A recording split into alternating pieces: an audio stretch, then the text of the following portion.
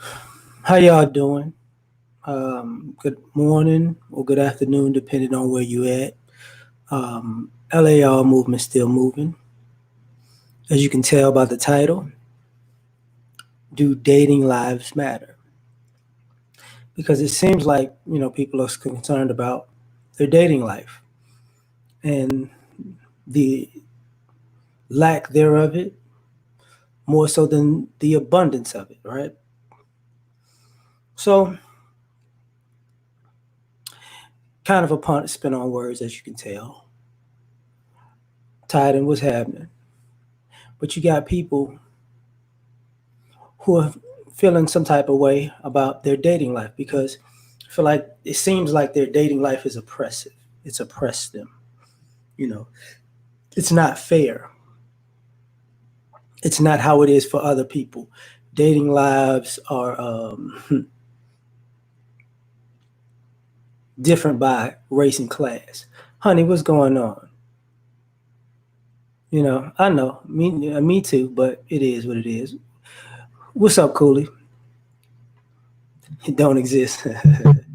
But the first part about this is, you know, do you have dating obstacles? You know, do your dating lives matter? Is it, what do you think your obstacles are? Are you too short? Are you too small? Too tall? Are you too big? Are you too small? There's some Dr. Seuss stuff going on right now, but whatever. You know, are you too rich? Or are you too poor? Or, oh, do you have a good reputation? Do you have a bad reputation? Did you come from the right family or the wrong family? Did you come from the right neighborhood or the wrong neighborhood? So, because of your, for some people, are you too dark or are you too light? You know what I'm saying? Are you too muscular or are you too skinny? You know, are you bad built? You know what I mean? Or are you built just right, depending on who you're talking to? You know, is your image? Do you have a good image? Does your image suck? And what's up, Patrick? Man, my bad. You know, I got you. So this is where people seem to have a problem with dating and their dating life. But the interesting part about these obstacles are, what obstacles can you change and what obstacles can't you change? So for the obstacles that you can change,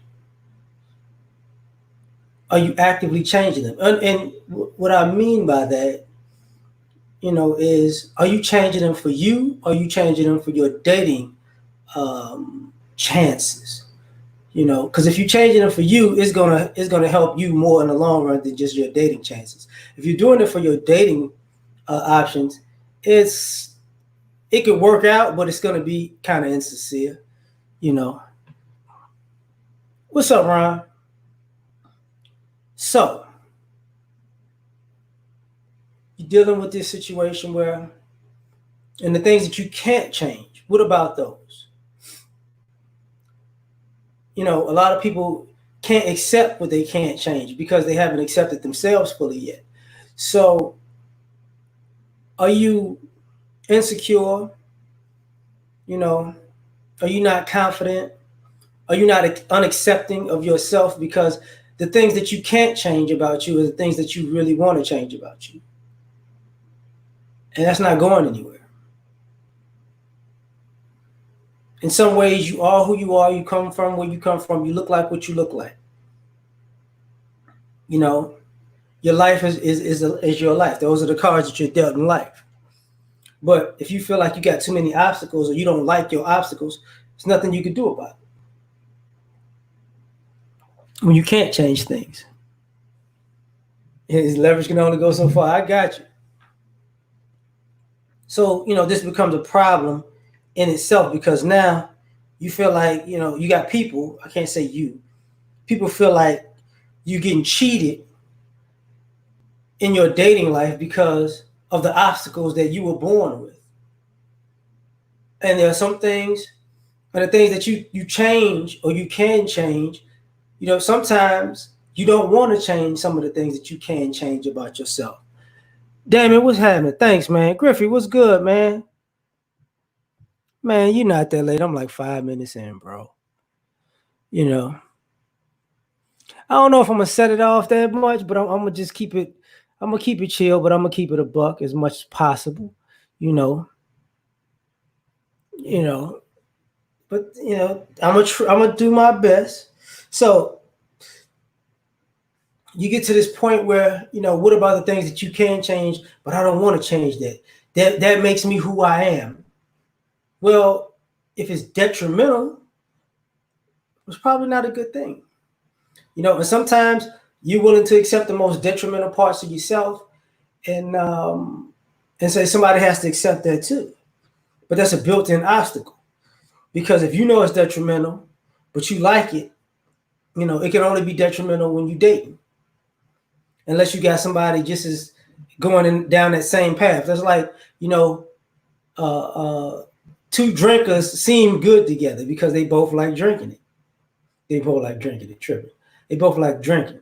Two stoners seem good because they both like smoking, but they can run into problems with that problem in itself, because they might like it so much.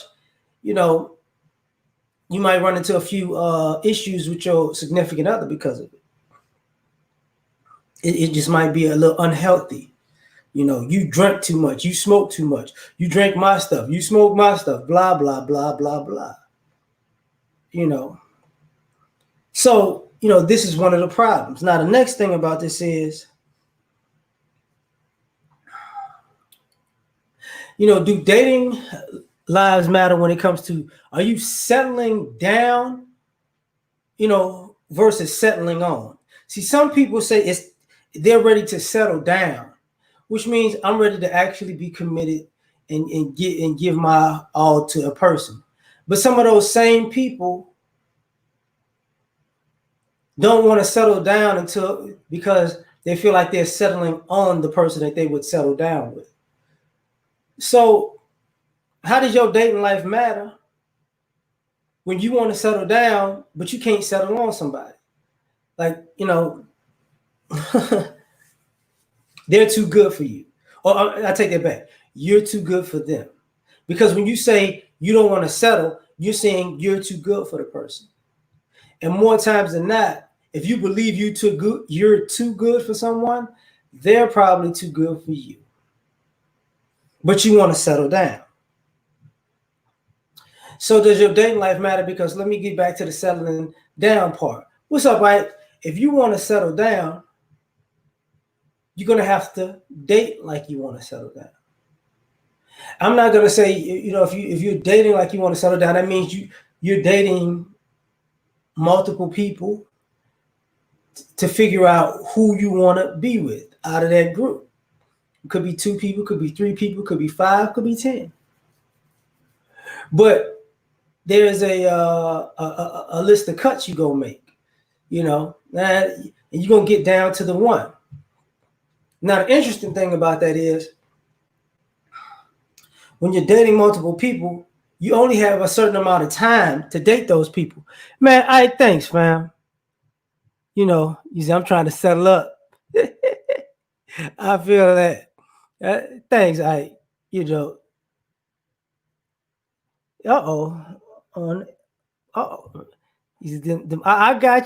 you. The NASDAQ. All right. Now, the irony of this is, when you get out here and you're going about things, right?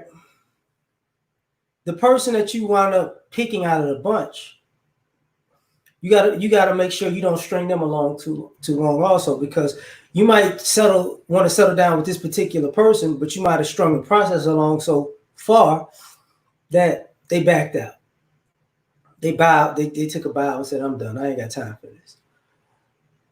But the thing about, when you want to settle on somebody is different, because in some degrees, I'm not going to say most, But in some instances, that's actually what happens.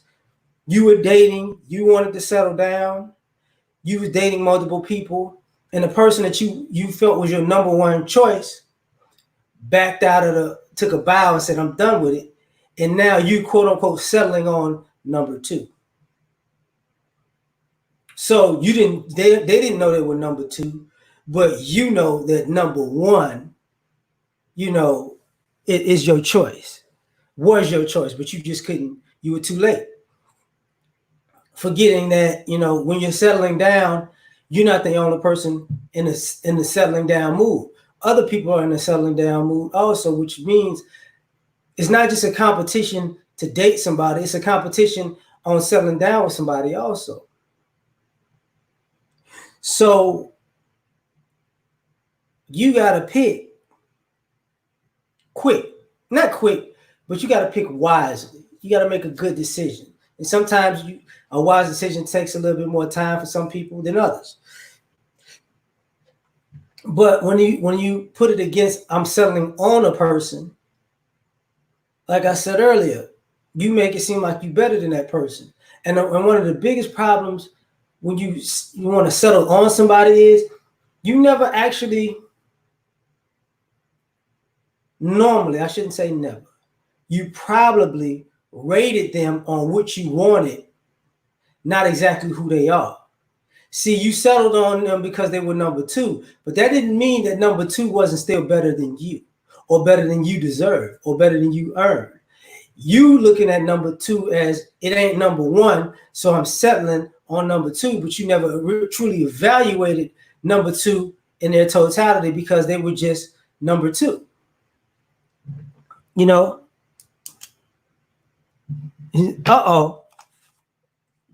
100% a minute want the, yeah. Oh, 100%. I got you.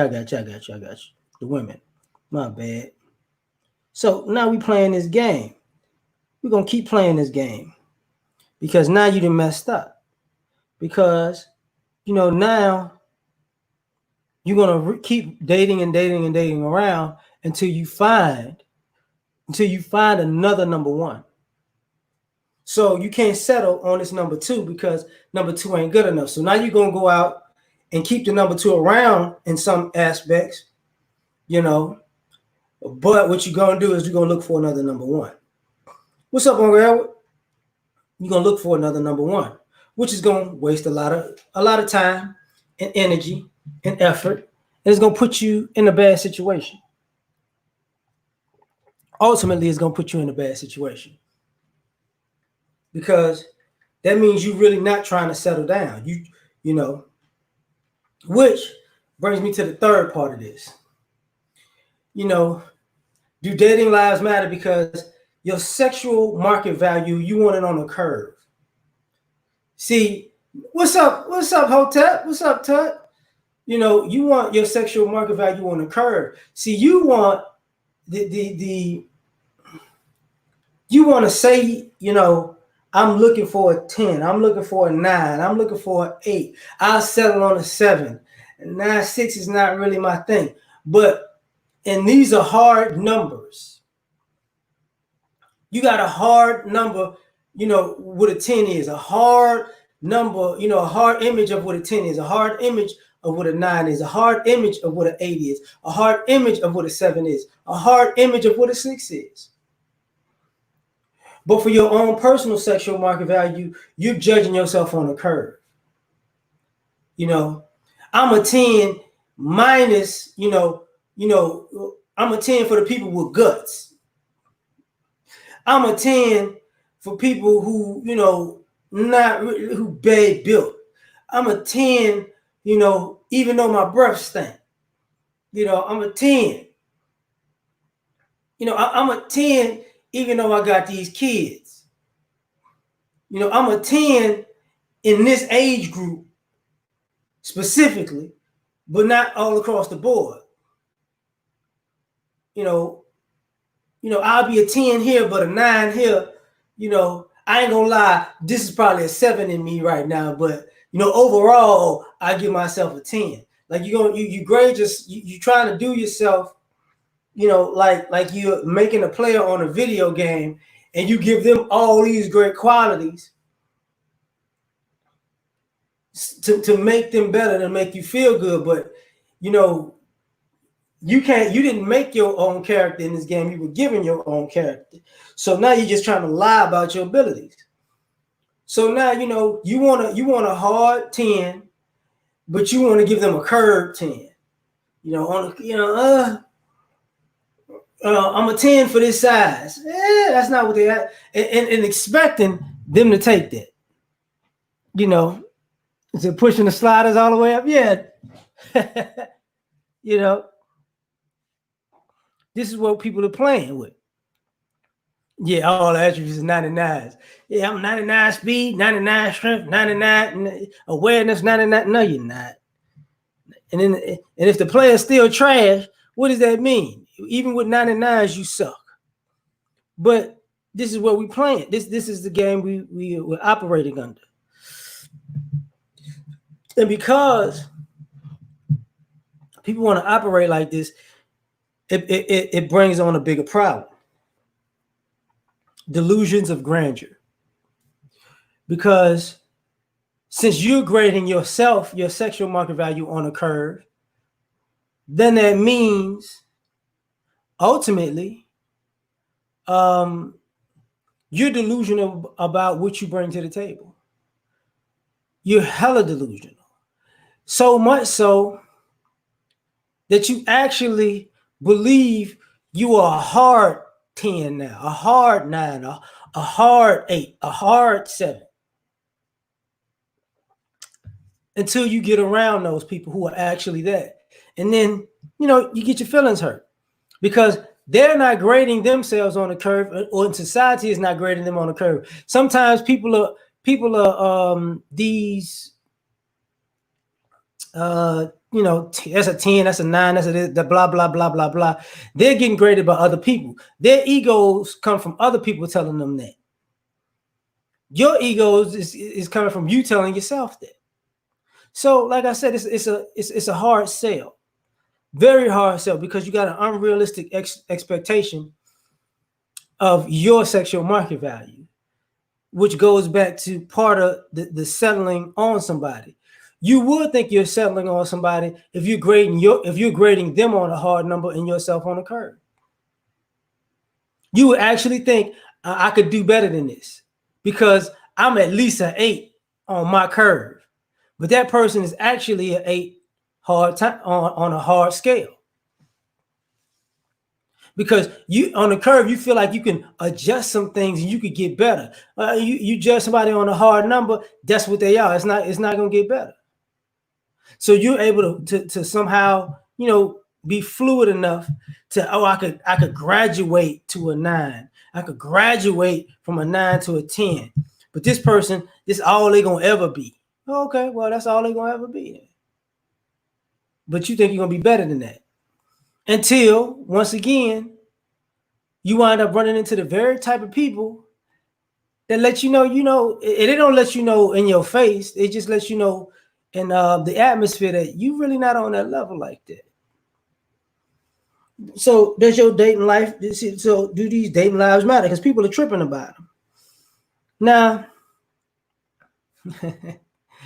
oh man. So the next part, the fourth part I'll talk about is desperate times call for desperate partners.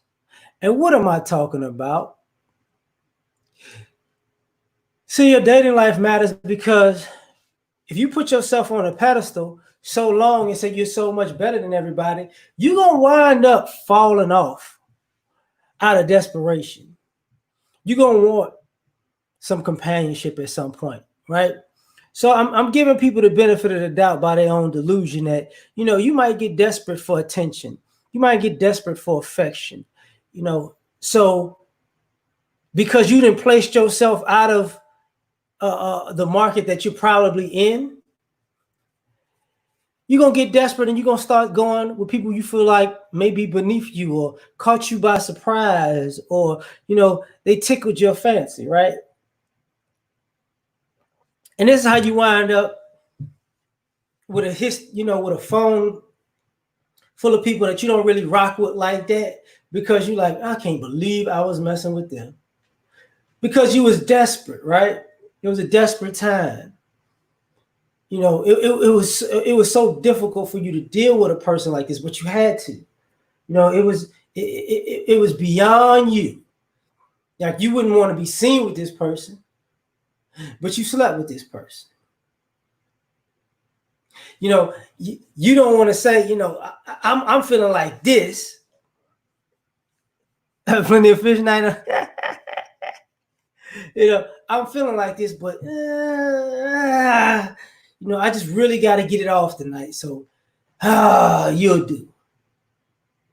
And now you got a phone full of desperate partners who have a little circle of desperation. Now they feel like, hey man, I'm really going through it. I can hit you up. Oh, okay. What are you going through? I'm making it. But don't nobody want you either. And now you get comfortable with desperate partners. What's up, Aunt? You get comfortable with desperate partners. And now you feel like they putting the stench of desperation and low budget people on you. Because like I said, you don't want to be seen with them. You don't want to go out with them. You don't want to, you don't want anybody to notice you and them together. But the older you get, the more droughts you go through, the more desperate you get, the more comfortable you get with your desperate partners. And some things might lead to another. You might be stuck with a desperate partner who, you might wind up having a kid with a desperate partner. You might wind up low-key slipping into a relationship from a desperate partner, from a desperate time. And you didn't mean to do it per se. But y'all got so much in common, except, you don't really like them like that. And when I say desperate times call for desperate partners, sometimes it ain't just looks. Sometimes it's the situations. Sometimes you run into somebody who's just a calamity Jane and everything is always happening to them. And you don't really want that in your life. But you think they cute. And you think, okay, well, they cute. All this drama can't last forever. Plus I'm kind of, I ain't got nobody. I'm desperate too. I got my lonely nights. So why don't I just, we can kick it sometimes, don't nobody got to know. They going through it, and then you wind up in a relationship with this person going through it. And then they bring going through it into your household. And now y'all going through it. And now you realize going through it is not this person's moment. This is their lifestyle. Hey, friend, only syndrome. Oh, man. A pretty attractive woman. Oh, they're attractive women who are desperate because they calamity Janes. Big Poke Dog, thanks, fam. They got some calamity Janes out here who are desperate. Don't ever forget that. There's some people who are just off the chain. They're beautiful, but they're too much. They're far too much. Now, one of the interesting things about this is, just to me, is, sometimes people will be in relationships. Big Duke, what's happening? Sometimes people will be in relationships and it's a desperate time. You're trying to find a way out of a relationship by meeting another desperate partner. So you want to meet somebody to blow up your current relationship because you ain't got the heart to do it. That's what I mean by, desperate times call for desperate partners. I need you to, be my cheating buddy so I could blow up this relationship and maybe just be with you after this is over with. And that's not going to work out, but people still take that route from time to time.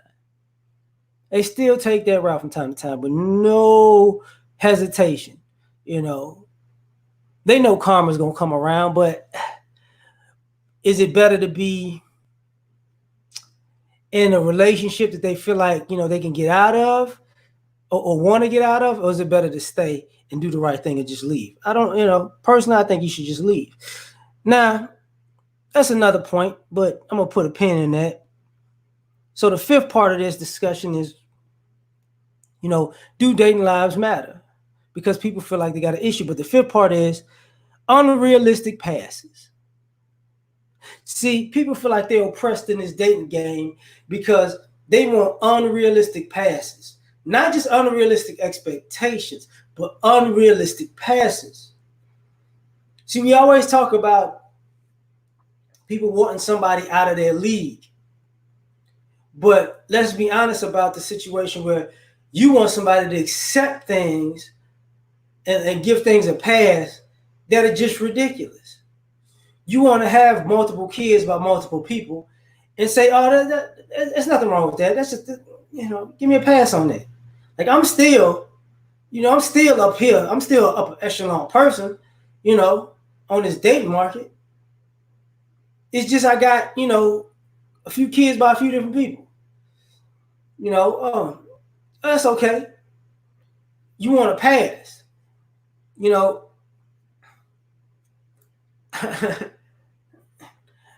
I'm cheap and I'm broke, but I got a good heart. But I'm trying to date people who want somebody who has something. But give me a pass. I got a good heart. That you could fill up on some of this everlasting grace, pimp. I got forgiveness in here. I got love. I got affection. But I ain't got that much money. It's okay. Just give me a pass. All I need is one pass. And that's truly all I need is just one pass from you. Because if you accept it, they're going to continue to do it and continue to be it. Not a big deal. You want an unrealistic pass. I'm overweight right now. But if you get with me and you help me lose this weight, I'm going to be fine when the process is done. But you are what I want right now. But I need you to help me be what you would want in about, 6 to 8 months, maybe a year, give or take. So I should get you at what I feel is your best, but you should get me and give me a pass, and I'll be my best in due time. This type of stuff. Passover slide. Gotta get what's going on, Tiff. I get you. I definitely get you when you say that. So this is where we at with it. You want an unrealistic pass. You want them to do when you come into the picture, you want them to do unrealistic things for you. I just met you. I don't need to do things that a husband or a wife would do when I just met you. You want an unrealistic pass. You might have some mental issues. And you want me to work with you through your mental issues about a depression or you just had a baby, but you single now. But that don't mean nothing. It does mean something.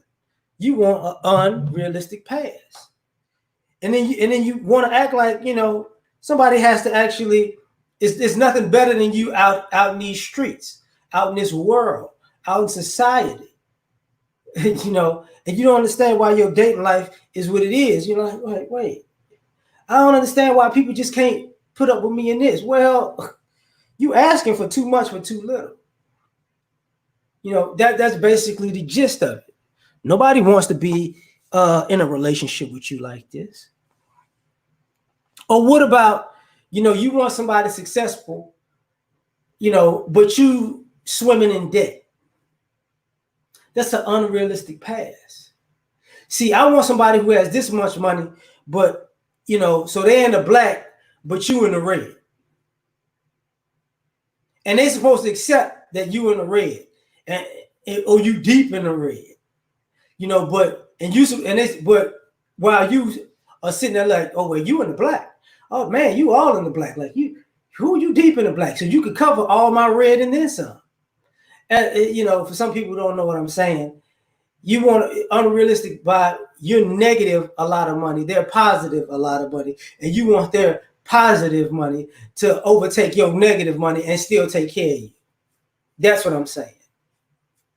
That's exactly what I'm saying. That's an unrealistic pass. And to look down on the person who's not willing to sign up for that. They're not willing to sign up to take care of you like that.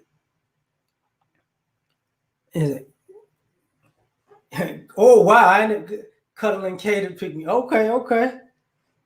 Now some people get it, okay. That's dope. That's dope, Tiff. You said you knew you had to do something. You know, negative energy negotiation. Yeah, that too. Because some people have their unrealistic past about them being negative people, and they want to be around positive people, and they want that I want to be a grumpy Smurf the rest of my life, angry Smurf, but you got to be the life of the party, and they got to give you a pass on that. Not gonna happen.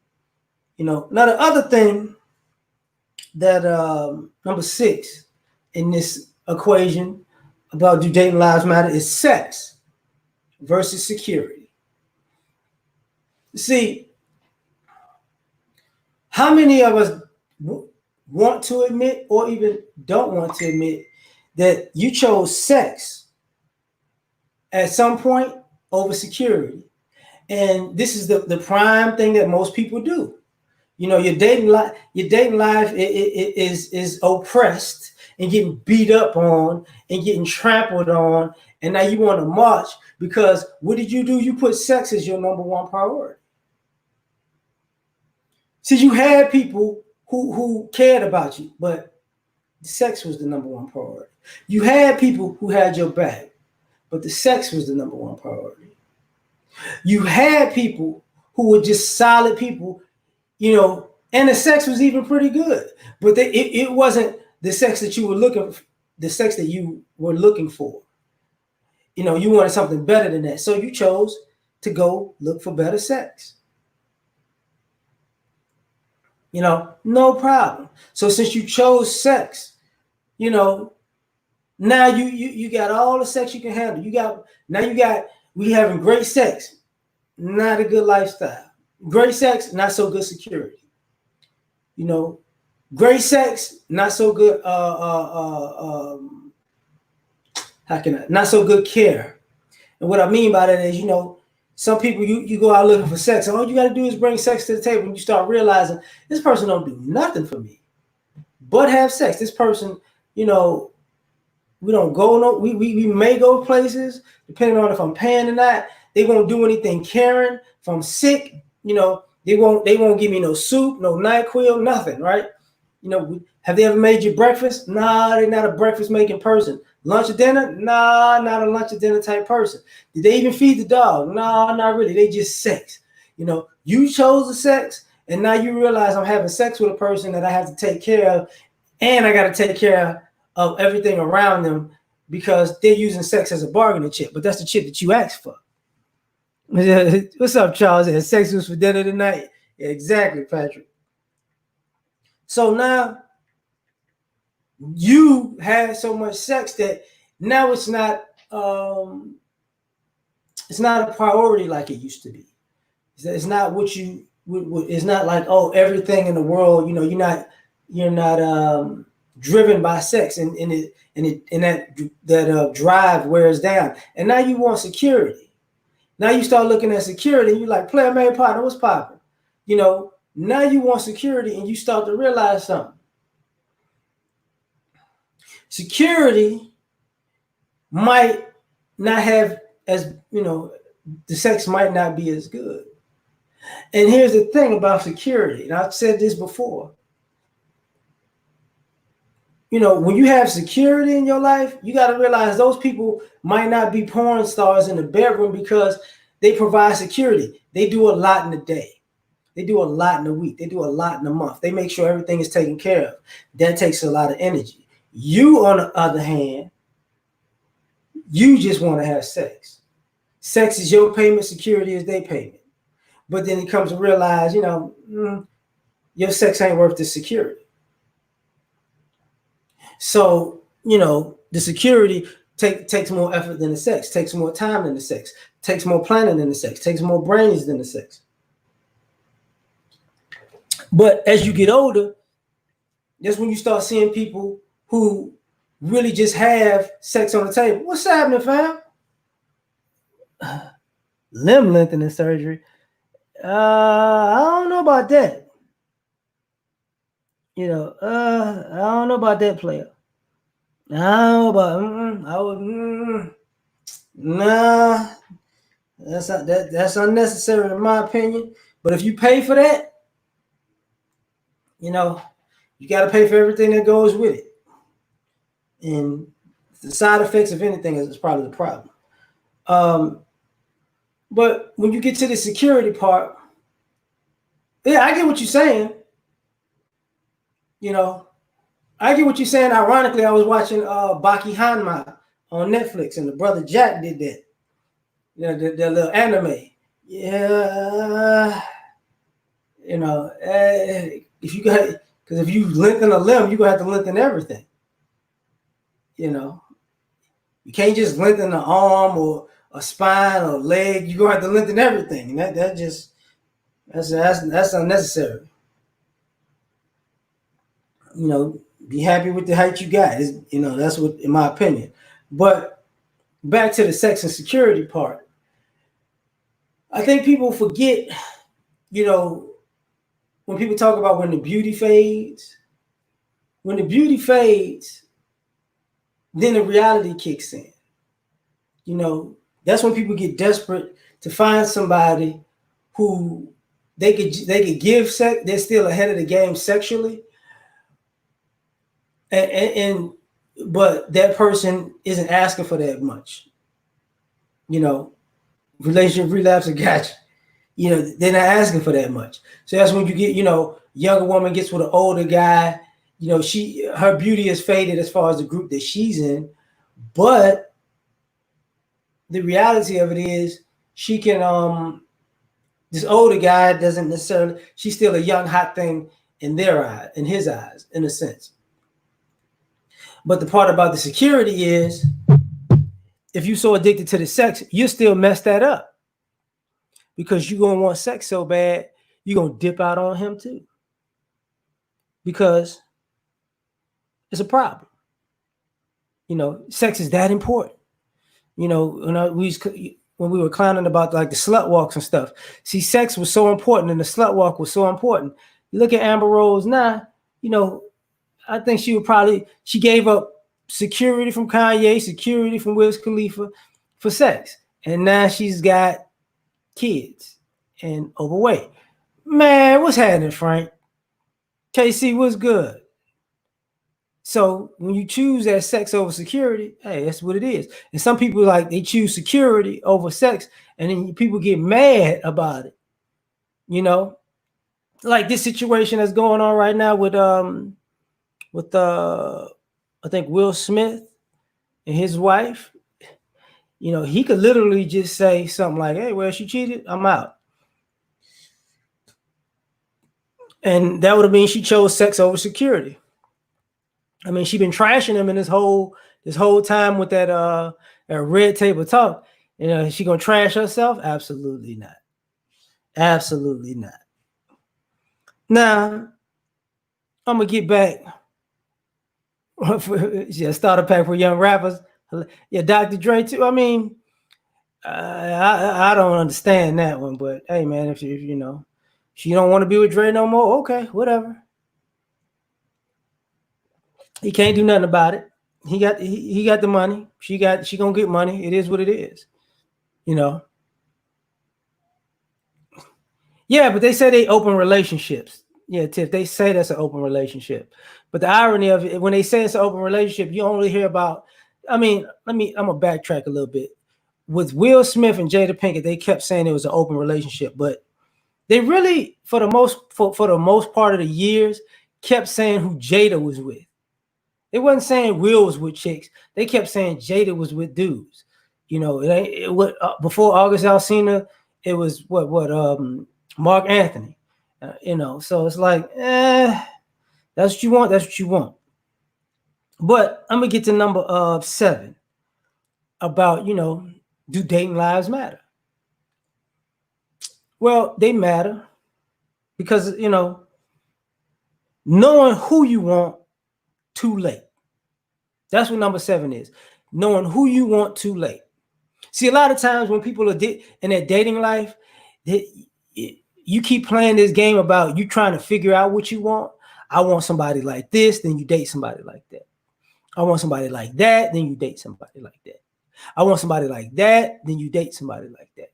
And you keep going on this you know, she yeah, I've heard that happen too. Like I've seen that happen from time to time. It's rare, but it happens. I know it happens.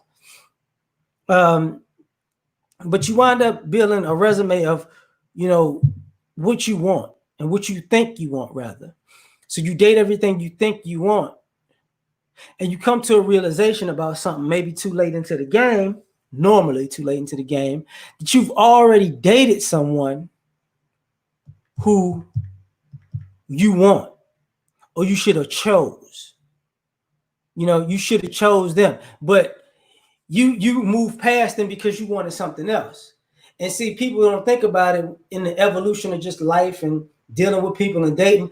Sometimes you'll pass over a person because you haven't evolved to be on that person's level yet. Like everything that they brought to the table is more than enough for you, but you're still in this mode of I want this, I want that, I want this, I want that. And then when you get all this and that and this and that and this and that, you play with all your new toys, you realize, oh, I got everything I wanted. Now it's what do I need? Because the hopping around to find what you want is the process that you took to figure out what you need. So now it's too late to get the person that you need. You can't double back to them. And now you want to look for a person like them.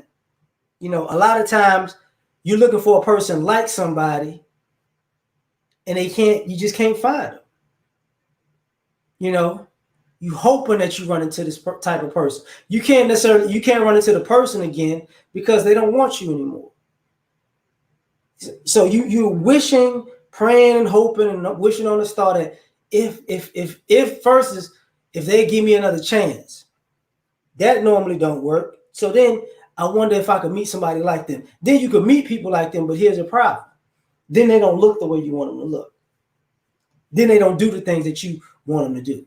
Then the sex ain't exactly the way you wanted it. So now you comparing this new person who reminds you of an old person to the old person, and the old person is still better, but the person is still a pretty good person. So, it is what it is. Now you know what you want. Now it's too late. Now, y'all, you didn't know what you wanted at 25, but now you know at 30, but that person is taken. You might 35, you still looking for a person like that. You might run into a person like that around 40 and like, oh man, that's the one. But here's the problem. That does not mean they want you to. That doesn't. And then you go through this phase where, while you're looking for that while you want this other type of person again, you might have did it again. You might have actually overlooked somebody else who's a little bit different from what you were looking for because you figured out what you wanted after the fact. And now you, after the fact, figure out, man, I could have had this person too, but I was looking for this type of person. So now, your dating life is what it is because you did too much. You weren't focused enough to figure out, oh man, dang, I should have picked them. Now, this other little mix, I would say number 8 about this, about, do dating lives matter? You oppressed in the dating market by your own actions. See, there are things that you did alone that put you in the situation that you're currently in or have been in. Your dating life is what it is because of who you dated, who you chose to sleep with, who you chose to be in relationships with, the way that you chose to be in relationships with them. You wanted to give people a hard time, and you got a reputation of a person who gives people a hard time. So now nobody, you can't get the quality of people that you want because guess what? They don't want a person with a reputation like yours. So your dating life isn't what you want it to be because nobody wants a person like you.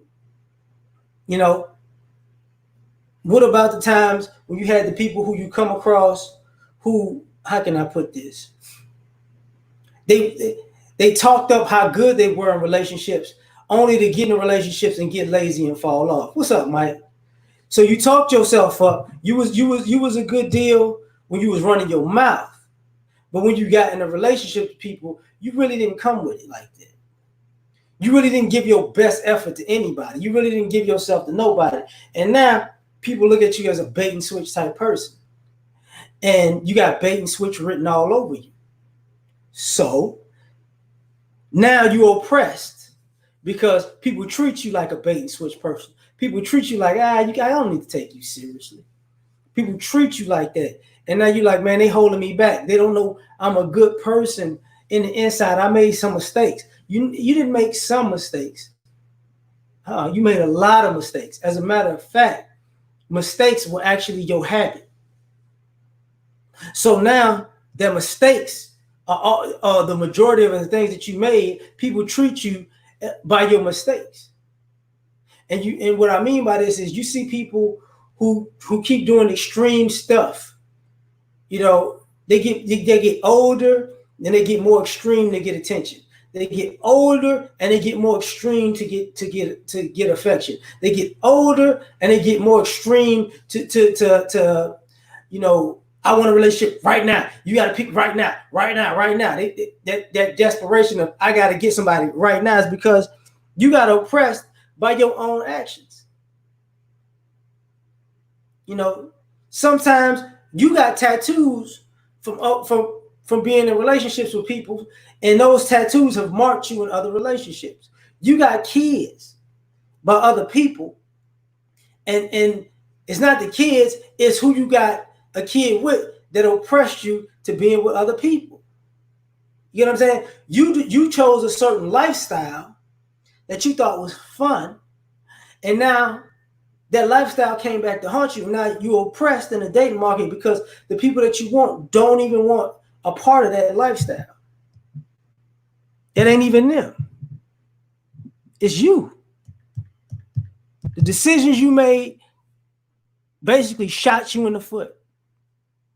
You know, you wanted to be, you wanted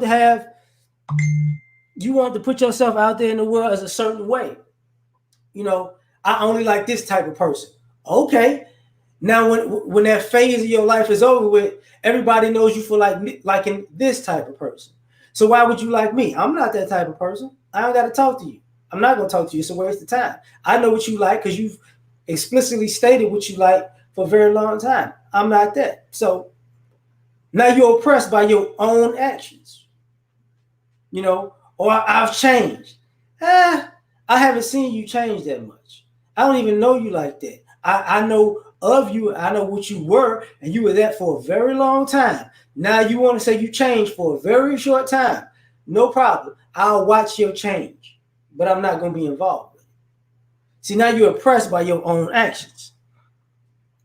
I don't want to deal with anybody. I want to focus on this. I want to focus on that. I want to focus on this. I want to do this. I want to do that. And then alone, when I do all of this stuff that I wanted to do and get where I want to be, then I'm gonna look for a relationship. And they looking at you like, oh, I never said I was gonna be here when you got done with your laundry list of things that you felt like you needed to do. I'm out of here. Man, Indigenous man, thanks, fam. Shalom to you too. Shalom to you too, fam. Thank you very much. And I hope you're enjoying your day. I hope all y'all enjoying y'all day. Matter of fact, like if I ain't say that, but now I'm gonna go to number 9 real quick. Number 9 is very simple. You're running out of options because you wasted time. See, do dating lives matter? Because guess what? You extending on what I was talking about, being oppressed by your own actions. You don't have the options that you're looking for because you wasted time with all the people that you had. It was gonna last forever. People gonna want you forever. You're gonna be attractive forever. You're gonna have it. You gonna have it going on forever. You got it like that forever. You know. You looking at yourself. You, like I said, you graded yourself on the curve. You see yourself as a 10, and a whole decade in past. You still see yourself as the same. You see all the things, all the people that you met, got with, turned down. You see, oh, they're gonna always be here.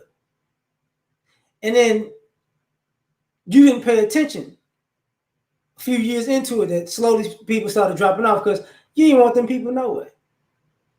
And then some more people started dropping off. And you're like, yeah, they dropping off, but that's not the type of person I want. And then see, when it hits you is when the type of people that you wanted, that you put on the pedestal, and like that's my style. When those people start disappearing,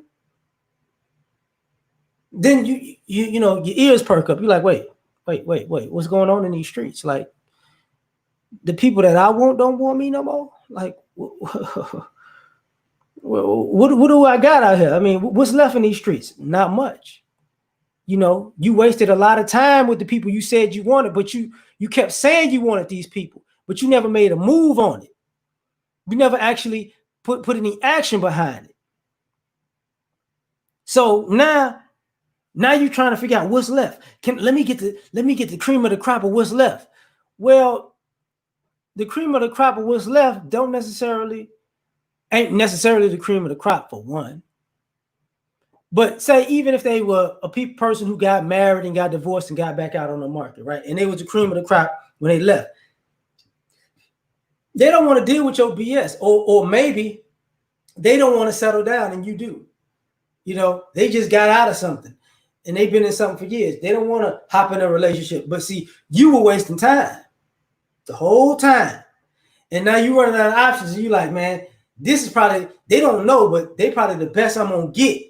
You know, they don't know how much they are valued in this dating market right now because they're out of something. They don't know what's out here yet. And, you know, the irony is some don't, some do. You know, some people know it ain't much out here, but other people know it's a lot of people desperate enough to lay it all on the line to get somebody and keep somebody. It is what it is. So, yeah, you're running out of time because, you know, you're running out of options because you wasted time. Now you want to go here, you want to go here, you want to go there, you want to go there, you want to meet this person. And then you realize, you know, you keep going out and you start looking about, you used to go to the clubs. Now you go to the lounges. Now you go to the concerts. And you're starting to realize, you know, when I used to go to the clubs, you know, there's a point where you aged out and you started seeing people drop off. You used to go to the lounges and now you see some of the people that used to be in the clubs at the lounges. But some of those people are in relationships and they're at the lounges with their significant others. And other people, the people you've been looking at who was at the club saying, you're like, dang, they still ain't got nobody. They still ain't settled down. You still ain't met nobody, but you that same person, right?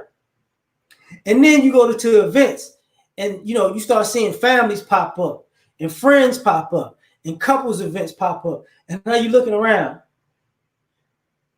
Whew, let me get this right. Who can I call?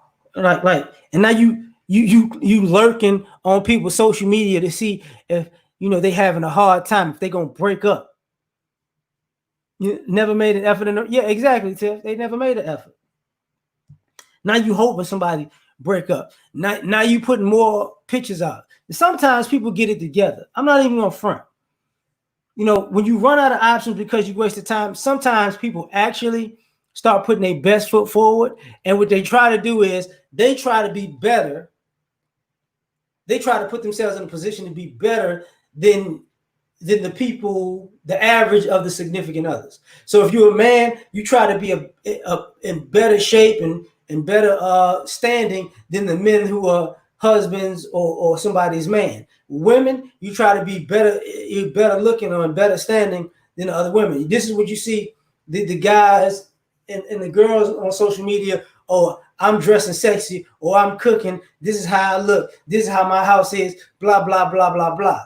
See, now they're trying to be better than the girlfriend. So just in case you and your significant other wind up falling out, they got a history, at least on social media, of looking like they could be a good look. But looking at them like, man, if you keep looking at them like, you're not really a good look because ain't nobody ever picked you. What's up, Tony? Nobody, like, you've been doing all this and you still ain't got picked. What's going on? Because all of the people all the options that you looked over, you wasted their time. So now they like, all you are is a waste of time after a while. People remember you from wasting other people's time. It is what it is. Numbers picture. Yeah, it is what it is. Now, the last part about this on Do Dating Lives Matter, number 10 is very simple. You want someone else to fix it. See, your dating life ain't what it is, but it's everybody else's fault. If somebody could come along rich enough, they could fix it. That's what you're looking for. If somebody could come along who disciplined enough and structured enough, they could come along and fix it. If you are not sexually active enough and they bring their sex to the table and they got a high sex drive, they could come along and fix it. If they're affectionate enough, you haven't been getting affection, what's up, Miss V? They're gonna come along and fix it. Because you're gonna look at it like, I've been deprived all these years. I've been held back all these years. I've been stagnated all these years. And people owe me. The universe owes me. God owes me, or whatever. They owe me somebody to come along and fix it. And this person who's supposed to come along and fix it, you're going to look at them like that's what they're supposed to do. They supposed to come make everything better in your life. Not understanding that if you actually met somebody who came along and made everything better in your life like that, and you didn't do much for them, they're going to leave too. Because this is part of the problem. This is part of the problem that goes on with all of these things combined in general.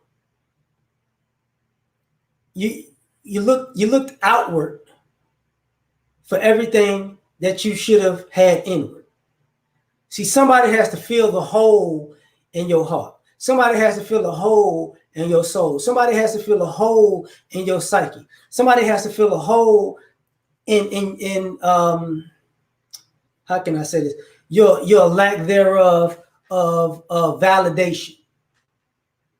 Somebody's always got to come in and be a Mr. or Mrs. Fix It. Somebody got to fill a hole of your depression and got to bring happiness into your life. That's what you want. So if you want that and everybody else got to fix it, this is the problem. That also means you're a project that can never be fixed and you will never be able to do anything for anybody else. Because a lot of times what happens is people have multiple people come into their life and fix one part of them and fix another. And then multiple people built them up. They can't say it's just one person. Multiple people built them up. And now when they feel like they all together like Humpty Dumpty, now they want to go out, fix, I bring all these things to the table, but it's like, I can still see all those cracks and all that different glue. And you got glue here, you got nails here, you know what I'm saying? You got stitches here, you got staples here. So I know different people put you back together again, and I don't want to deal with it. I'm not beat up and broken like that. And what happens if you get broken in a certain way? Now that person got to help fix you up again. A lot of people don't take into consideration that there are a lot of broken people who are overvaluing themselves, not just They're overvaluing themselves because they need somebody on such a high level to fix them and still be able to move forward. They need somebody who's a superhero so they can fix them and continue to move forward. It's always going to be everybody else's fault. It's going to always be somebody else's fault. It's never going to be their responsibility. So what's going to happen? Your dating life matters. You feel like you got oppressed and you got beat down, and society owes you for everything that was done to you. But you're not going to say everything you did to yourself and everything you did to other people along the way, because guess what? You don't know what you did to other people along the way because you were never concerned. You were never concerned about what you did to other people. What's up, Dred? Like, you never concerned because it never dawned on you. You felt like you was always on the defensive, but you were actually on the offensive. You were out poking and prodding and hurting other people because you thought you was defending yourself, and actually you was fighting people for no reason. So now you need a life whisperer to get it together. And you wonder why. It's like, I don't want you. Because now what you're seeing people having so many nervous breakdowns and mental breakdowns or anxiety attacks and this need and necessity to figure it out. Like, I can't believe this is happening. I don't know what I'm going to do next. People are so confused. People are looking for this and looking for that and looking, and they're lost. And you think they're too grown to be lost. No, they're not. Cameron, what's happening? I hope you're doing out there, man. Appreciate you. Hurt and indifference. Deacon, what's going on, fam? Part-time job. That's hilarious, but probably did. But you got people needing so much and expecting so much from other people that it becomes, too heavy of a load to the point where as you get older, you don't even want to deal with that. What's up, Paul? You don't even want to deal with people like that. You just don't. Like, it's like, why? I'm not going to waste any more of my time catering to somebody who's out for self. Because at a certain point, and this is in general, there's a certain point in life where as an adult, the onus is on you to get it together. Because it's not just because you're grown. It's more so because you needed to get it together for your own self, so you know that you can do it. Because you might have kids, and you're gonna have to guide them to get through these type of things. It's gonna be your rite of passage to fix your life. The parts that you destroyed and the parts that other people destroyed. It's gonna be your rite of passage to fix that. And you can't just come and meet somebody and they fix their life, but they're supposed to fix yours too. No, it's not how it's supposed to go. That's not how it's supposed to go. You can be out for yourself. Just when you out for yourself, don't be involving other people. Imperfection, that's all. Because they're going to get tired of it. But I've been on here for an hour. Thank y'all for rocking with me. I hope y'all have a great day. Catch y'all tomorrow. So y'all take care, one love. And I hope you got something out of this. So when I can hit this end broadcast, I'll be out of this joint. I'm doubling back. There we go. Peace.